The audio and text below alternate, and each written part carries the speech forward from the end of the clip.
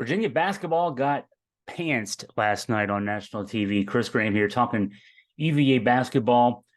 Wisconsin's kids seem to know what Virginia was supposed to be doing better than Virginia kids knew what they were supposed to be doing. That was my first observation from last night. 65-41 smackdown. The Badgers handed to the number 24 Virginia Cavaliers in Fort Myers. That one felt like a few games from past years. I didn't put this in the game column I wrote afterwards. The UMBC one, just because obviously UMBC is a touchstone for Virginia fans, but obviously not the 16-1 implications, but I mean just the way the game played. Virginia last night, and there were a couple of Florida NCAA tournament games, that ugly loss to Tennessee back in 2013. Virginia ran its regular offense, and the other team seemed to know what to do about running the regular offense, and Virginia never adjusted. That was the hallmark of those four games. Those games stand out to me as examples of that. Virginia had 18 points at halftime last night. Had a little run in the second half to cut the lead for Wisconsin from what was a high of 13 down to 5 at 40-35, and then in the last something like 12:54 to go, had 6 points the rest of the way, 3 made baskets. Oof, man, that one was ugly. And if you watched the FS1 game and didn't have stats in front of you, you would have thought, because the way the announcers were selling it, that even Reese Beekman was having an off night. Beekman had 17 points on 6 of 12 shooting, and he had 7 assists. He actually had a pretty good night. Those are good numbers. But the odd thing there is, all right, he's 6 of 12 shooting. The rest of the team was 9 of 34. He had 7 assists on those other 9 made baskets. I mean, that's pretty impressive when you think about it in a ignominious way. Wisconsin had been shooting 29% from 3 coming into the game. They made 8 of their first 15, missed their last 3, so they finished 8 of 18, 44.4%. Got a lot of open looks. The 7-footer Stephen Crowell was the key there. Big guy. Only had 2 assists officially on the night, but if you count assists the way hockey counts assists, where the first guy who makes a pass, the second guy who then makes the pass, the guy who eventually scores, they call them hockey assists. He had a lot of hockey assists last night. Virginia would post double Crowell, as is the hallmark of the pack line defense. Big guy in the post, you double him, get the ball out of his hands. He'd spin the ball out, and they would move the ball around the perimeter to an open guy, and it all started with him with his pinpoint passing. So only 2 assists, but 15.7 of 10 shooting, 10 rebounds for him. And his front court mate Tyler Wall had 9 points and 10 boards. Wisconsin out-rebounded Virginia 48-21, and that's tough to account for. That's the second, and 20 offensive rebounds for Wisconsin, 18 defensive rebounds for Virginia. So that's an over 50% offensive rebounding rate, which is astounding. And that's the second time this season in 5 games that Virginia has allowed an opponent to get a 50% or better offensive rebounding rate. Is actually the 2 Power 5 games. Florida was the other one. Obvious issues in rebounding for Virginia. It's back to square one, really, for Virginia basketball. Tony Bennett after the game last night, I mean, the quote's pretty obvious. For all of us, it's humbling to go through that. Bennett's still trying to figure out what he wants this team to be, how he wants it to play. To this point, he's been keeping things pretty vanilla. I mentioned the lack of adjustments, lack of diversity in the offensive approach. Last year, the addition of Ben Vanderplas, a stretch 5 at 6'8", but still a hefty guy at 6'8" who can shoot threes. Bennett opened things up a bit. He had a couple of NBA-like sets where there was action on one side of the floor, guys on the other side of the floor kind of spotting up to try to take the defense attention away from with perimeter shooting as an option. There was a lot of middle third action with middle screens that would get some stuff going on in the paint. It seems like this year the only tweak I'm seeing is he's going mover blocker again almost exclusively, and I say almost. I don't really recall anything other than mover blocker. Also, last year there were a lot of high screen and rolls for the point guard, so just traditional basketball play. All I'm seeing this year is the traditional mover blocker, or some people call it the sides offense, which is you set your 4, your power forward, your 5, your center, and they set screens either at the closer to the 3-point line or down low, or one can be low, one can be high, one can be high, one can be low. And then you run your point guards at the top, and then you run guards off those screens, and then it kind of flows from there. The 4s and 5s are always looking to set a screen.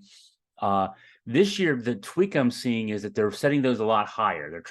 Bennett's trying to keep the middle of the floor open for backdoor cuts, presumably, potentially for dribble drives for the guards, but we're not seeing a lot of dribble drives. We're not seeing a lot of backdoor cuts. You've got a Jake Groves, who's the transfer from Oklahoma, grad transfer, who can shoot from 3. Now, last night he was just 1 for 7 overall from the field, but he can really stretch the floor. He's a Vanderplas who's a better shooter from the 5 spot. Last night, again, just 1 for 7 from the floor. And the issue last night for Virginia offensively was Wisconsin seemed to know exactly how to defend that, and Virginia, Tony Bennett, his staff never adjusted. They kept trying to just run it harder, basically, was the approach. Hey, it's not working. Let's just try to do it faster, harder. Let's go run through those screens, set better picks. Bennett after the game saying we got to keep taking a look at stuff, how we can adjust things. That one's obvious. On the offensive side, 41 points for Virginia.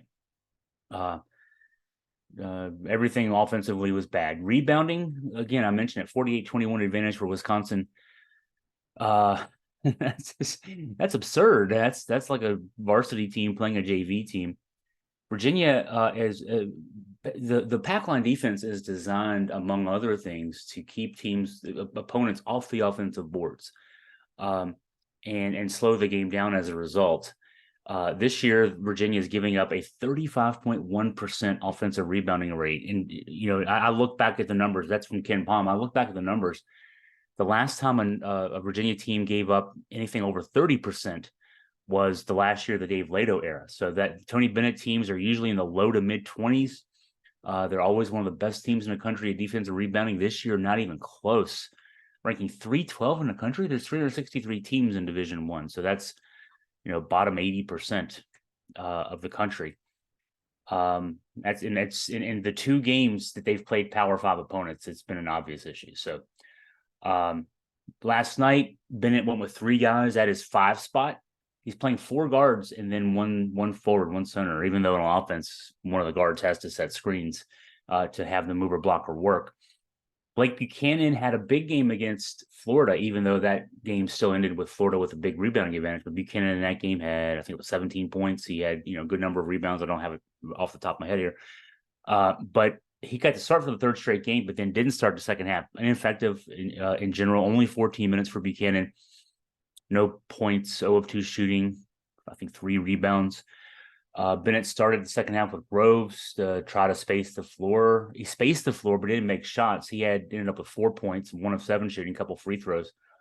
Even went to Jordan Minor, the big guy from Merrimack, the grad transfer, that on paper looked like to be the guy that would. He's a 6'8", 245 guy, big body. Only got 5 minutes last night, and really, he hadn't been getting minutes outside of garbage time minutes to start the season. So 40 minutes for those guys to 5. It added up to 40. 4 points on 1 of 9 shooting, 5 rebounds, 2 block shots, 2 turnovers combined for those guys. That's not going to cut it, especially when Stephen Crowell, the opposing center, 15 points, 10 boards, 2 assists, a bunch of hockey assists. They ran their offense through him. If Virginia didn't post double, he would take advantage of the opportunity. 7 of 10 from the field, he would score on the guy guarding him largely every time he got the ball. If they did double him, he'd spin it out, and it seemed like, if not a score, an open shot that should have gone in for Wisconsin there. So he was easily the player of the game. It's back to the drawing board for Tony Bennett and the guys. Obviously, the biggest issues is rebounding. That's where it starts with this Virginia team. When I looked at Jake Groves starting, he started at 5 the first couple of games this season, started the second half last night at the 5 spot. You're thinking, all right, he's Vanderplas, but better. The rebounding has not come to fruition yet. Blake Buchanan is in the game because he's a bigger guy who essentially can rebound, did not rebound and play defense good last night, didn't score at all. And so that's an issue. Jordan Minor is still just trying to figure it out, and he's a grad transfer. He doesn't have a lot of time to figure it out. I will say, I every time it seems like I lean on this anecdote a lot, but I remember interviewing Anthony Gill, who's now in the NBA. He's been in the NBA for a long time with the Washington Wizards. He graduated from UVA in 2016, I believe it was, or graduated in 2015. Played one more year as a senior in 2016 before going to Europe, then making it to the NBA eventually. His first season at UVA after a transfer year. Back then, when you transferred, you still had to sit out a year. He had a year with the green team, and then finally started as a redshirt sophomore in 2013, 2014. And he was advertised as a guy who could score, and eventually he did. But his first season, it took him a while to get the flow of the offense. He looked lost out there on offense. And I remember talking with him at the ACC tournament that year. That was 2014, was the year Virginia won its first ACC tournament since the 70s, 76. And during that run, you get a chance in the locker room to talk to guys one-on-one after games. Talked to Gill about, it was mid-February of that year when things finally turned around for him, and he started putting up double-digit games basically every night out from say February 10th on, it felt like. I asked him what the difference was, and he said, the thing was, he was out there thinking about what he needed to do defensively so much that it was impacting his offensive game. There's so much asked of guys in the pack line defense that he let it affect his offensive game. And he said Coach Bennett kept telling him, "Don't worry, I'm going to keep throwing you out there. Eventually it'll click and you won't have to think about it anymore." And he said it was around the time that it finally clicked for him defensively that his offense took off.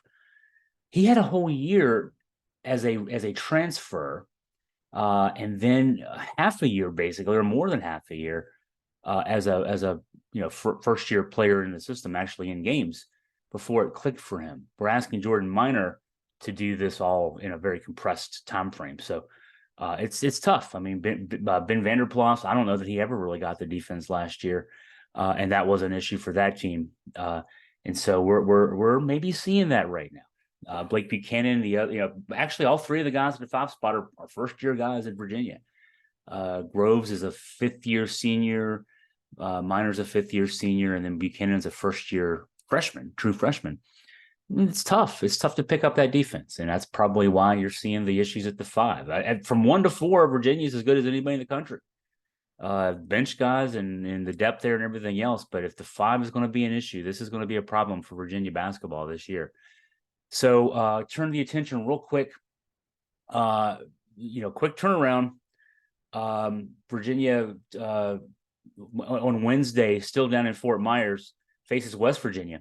Now, West Virginia's got its own issues. I'll just quickly preview what UVA basketball fans need to know about West Virginia. West Virginia had an 11-point lead last night at halftime over SMU, ended up losing by 12, so SMU a big second half. West Virginia's program, you may remember the headlines from over the offseason and summer. First, Bob Huggins got in trouble with some silly, stupid comments, anti-LGBTQ comments on a Cincinnati radio show, led to a suspension, and then ended up resigning under pressure in the summer after a DUI. There's an interim head coach, Josh Eilert. He's picking up the pieces as best he can. They lost a couple of guys in the transfer portal, a couple of double-digit scorers from last year. The big transfer from Arizona, a guy named Kerr Kriisa, is on suspension for impermissible benefits he received at Arizona from their big issues from back a couple of years ago. So the rotation right now is pretty tight. Only 7 guys and really 6 guys. 6 guys played 24 or more minutes last night. He's got basically 6 guys plus a guy who plays a few minutes a game there. One familiar name you certainly will remember is Jesse Edwards, the former center from Syracuse, 4-year player at Syracuse, grad transfer. He's a guy that was always the guy in that Syracuse 2-3 zone that would stand back there and block shots. He's doing pretty well this year at West Virginia. Only 4 games, but he's averaging 15.3 points, 10.3 rebounds per game.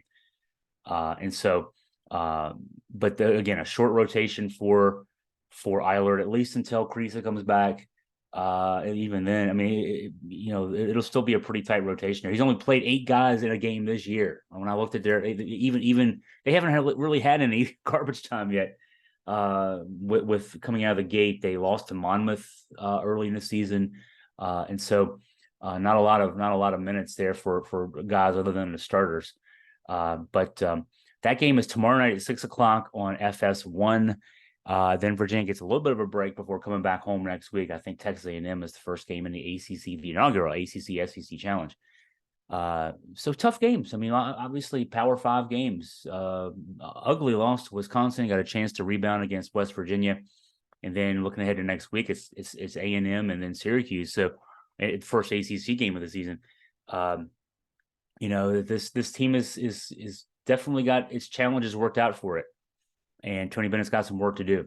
Hey, if you got questions for me, anything for me to jump into on looking at Virginia basketball, anything else, please email me at chris@augustafreepress.com.